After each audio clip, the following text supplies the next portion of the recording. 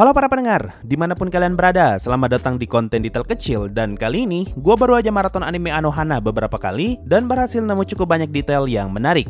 Nah, kebetulan, anime Anohana sekarang bisa kalian tonton secara legal di Muse Indonesia dan Muse Asia. Tapi kayaknya lisensinya berbatas waktu, jadi hanya bisa kalian tonton sampai tanggal 31 Desember. So, kalau pengen nonton, ini adalah saat yang paling tepat. Dan langsung aja, mari kita mulai. Detail pertama, setelah pergi ke rumahnya Jinta, di sini Anaru sempat memeriksa kukunya. Lalu tidak lama kemudian, sekilas kita diperlihatkan isi kamar Anaru, dan di atas meja ada majalah yang menampilkan tutorial mewarnai kuku. Nah, asumsi gua, sepertinya Anaru bukan cuma mau singgah untuk ngasih PR ke Jinta, tapi dia juga berniat untuk ngajari Jinta tentang semua mata pelajaran yang sudah terlewat. Karena hal ini, dia pun belajar mewarnai kukunya agar nantinya bisa dinotis Jinta ketika mereka sedang belajar bersama. Tapi karena Anaru langsung diusir, dia pun sempat menyesal dan melihat kuku yang sudah terlanjur dia warnai. Detail kedua, kalau kalian perhatikan seluruh isi markas rahasia, di sini ada banyak detail menarik yang bisa kalian temukan. Pertama, di pojok ruangan terdapat tas berukuran besar. Kemungkinan ini adalah tas yang Popo gunakan selama traveling. Kedua, di dekat pintu masuk terdapat patung Ganesha yang berasal dari Thailand. Dan kalau kalian lihat peta di dalam markas, di sini terlihat kalau Thailand adalah salah satu negara yang dilingkari. Dan ketiga, yang satu ini mungkin kebetulan, tapi mungkin juga tidak. Kalau kalian perhatikan di peta, di sini terlihat kalau sepertinya Popo pernah ke Papua. Buat yang nggak tahu, salah satu oleh-oleh yang sering dibeli para turis ketika berkunjung ke Papua adalah noken.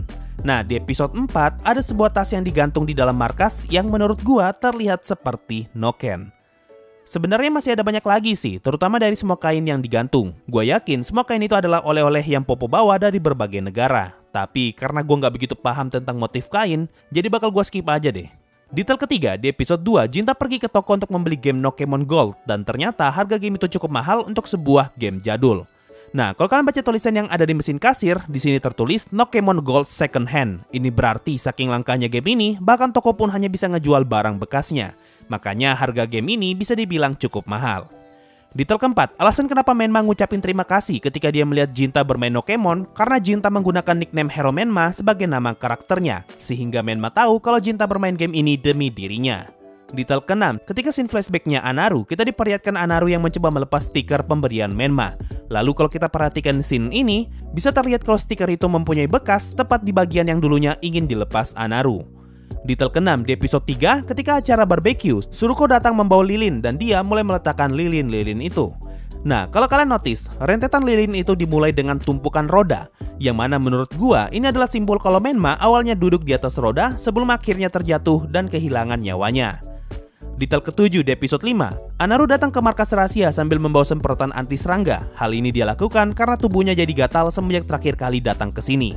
Tapi kalau kalian notice, yang Anaru semprotkan hanya bagian kakinya. Makanya setelah balik dari luar, di sini Anaru malah ngegaruk tangannya. Detail ke-8, gua awalnya sempat heran kenapa Suruko bisa mempunyai jepit rambut yang sama dengan yang Yukiyatsu berikan ke Menma. Padahal kalau dilihat dari scene ini, di sini Yukiyatsu masih mempunyai jepit rambut yang sama. Tapi setelah gua perhatikan baik-baik, ternyata jepit rambut yang ada di Suruko terlihat lebih tua, sedangkan jepit rambut yang ada di Yukiyatsu terlihat baru. Ini berarti Suruko memungut jepit rambut yang dulunya sempat dibuang Yukiyatsu, sedangkan Yukiyatsu beli jepit rambut baru agar dia bisa tetap ingat dengan momen terakhir Menma.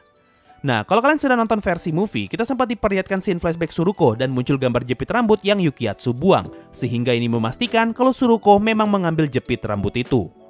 Detail ke-9, ketika Popo datang untuk numpang makan di rumahnya Jinta, Popo ngomong kalau semua sayur itu dia bawa sendiri. Lalu kalau kalian notice, di sini helmnya Popo penuh dengan rumput. Ini berarti Popo datang ke rumahnya Jinta sambil ngebawa sayur di helmnya. Detail ke-10, ketika Popo mencoba berbicara dengan Menma, di sini dia sempat menunduk ke bawah. Hal ini dia lakukan karena Popo mengira kalau hantunya Menma masih berbentuk seperti anak kecil dan tidak tumbuh dewasa. Detail ke-11, di episode 6, Popo ngomong kalau dia berhasil mendapatkan lisensi Shaman tingkat 5 ketika dia pergi ke Vietnam. Nah, buat yang nggak tahu, Vietnam adalah negara yang sangat terkenal dengan praktisi syamannya. Detail ke-12, di episode 10, Suruko memutuskan untuk memotong rambutnya dan dia menggunakan jepit rambut. Nah, di akhir episode 11, Suruko menggunakan jepit rambut dengan model yang sama seperti yang Yukiyatsu berikan ke Menma. Tapi kalau kalian perhatikan baik-baik, jepit rambut yang Suruko gunakan terlihat lebih baru dibandingkan dengan yang ada di kamarnya. Ini berarti jepit rambut yang dia gunakan saat ini adalah jepit rambut pemberian dari Yukiyatsu. Detail ke-13, sebelum Menma pergi, dia sempat menuliskan beberapa surat dengan menggunakan kertas dari buku hariannya. Makanya di scene ini kita bisa melihat bekas robekan itu. 14. Kalau kalian perhatikan baik-baik bentuk markas rahasia mereka, di sini terlihat kalau saat ini markas itu punya semacam ruangan tambahan di sebelah kanan, padahal dulu ruangan itu belum ada. Kemungkinan besar ruangan itu adalah kamar mandi yang Popo buat dengan menggunakan semacam kain sebagai dindingnya. Karena Popo sempat bilang kalau dia menggunakan markas ini sebagai tempat tinggal selama dia berada di Jepang. Jadi sangat masuk akal kalau dia ngebuat sebuah ruangan baru untuk jadi kamar mandi. 15. Ketika Shin di dalam rumahnya Jinta, beberapa kali kita diperlihatkan piagam yang dipajang. Di sini tertulis kalau Jinta pernah memenangkan penghargaan perak untuk maraton dan penghargaan perunggu untuk menulis. Sehingga ini bisa menjelaskan kenapa teman-temannya memandang Jinta sebagai sosok yang keren dan hebat karena memang dia dulunya adalah anak yang berprestasi. 16. Mulai dari sini kita masuk ke detail yang ada di movie. Di movie kita sempat diperlihatkan scene di mana Menma menggambar beberapa Nokemon. Detail ini bisa menjelaskan kenapa ada gambar-gambar kecil di buku harian Menma karena dia memang punya ketertarikan untuk menggambar. Nah, gambar di sebelah kiri adalah gambar Nokemon langka yang ingin Menma dapatkan. Ini adalah Nokemon yang berhasil Jinta dapatkan berkat bantuan Anaru. Lalu gambar singa di sebelah kanan dan makhluk bersabit di sebelah kiri adalah gambar Nokemon yang ada di cover Nokemon Gold. 17. Berapa banyak dari kalian yang notice kalau ada Suruko yang lagi ngintip ketika Yukiyatsu dan Anaru ngobrol di taman? Gue pribadi sih baru notice setelah nonton yang kedua kalinya. Dan detail terakhir akan gue sebutkan semua easter egg dan referensi yang muncul di anime ini. Jujur sih gue kaget ya ketika tahu kalau anime ini punya banyak easter egg. Mungkin alasan kenapa gue baru nyadar sekarang karena dulu gue nonton anime ini masih di HP Nokia 5310 yang formatnya 3GP. Oke deh, langsung aja. Referensi paling jelas di anime ini adalah game Nokemon yang adalah plesetan dari game Pokemon. Sebenarnya Anaru juga sempat nyebut game Digimon ketika dia dan Popo lagi sibuk nyari game Nokemon Gold di laci kamarnya. Easter egg berikutnya adalah komik yang Popo baca ketika berada di kamarnya Anaru. Di sini Popo sebut nama Bobobo yang diambil dari manga berjudul Bobobo Bobo Bobo. Lalu di episode 3, Popo sempat ngomong kalau mataku sebaik Osmane. Nah, gue langsung nyadar referensi ini karena di Gintama nama Osmane juga sempat muncul. Sosok yang Popo maksud di sini adalah Osmane Sankon, mantan diplomat asal Republik Guinea yang dulunya sering muncul di TV Jepang.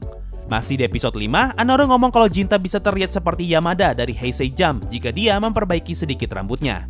Nah, kalimat ini merefer ke sosok Ryosuke Yamada yang adalah member dari boyband Heisei Jump. Masuk ke episode 6, Anaru ngomong kalau dia pernah mengukir Hamtaro di tiang markas. Nama ini merefer ke karakter hamster bernama Hamtaro dari anime Hamtaro. Mungkin ya, generasi sekarang tuh nggak tahu siapa Hamtaro, padahal dulu anime ini pernah tayang di TV Indo atau kita dulu sebutnya sebagai kartun sih. Lalu di episode 8, di sini Jinta nangis sambil ngomong kalau dia mengingat Patrashe dari Dog of Flanders. Kalimat ini sudah pasti merefer ke film berjudul Dog of Flanders dan Patrashe adalah nama anjing di film itu. Dan yang terakhir, ini adalah easter egg dari semua poster yang muncul di dalam toko. Pertama, kita diperlihatkan poster anime Working Season 1.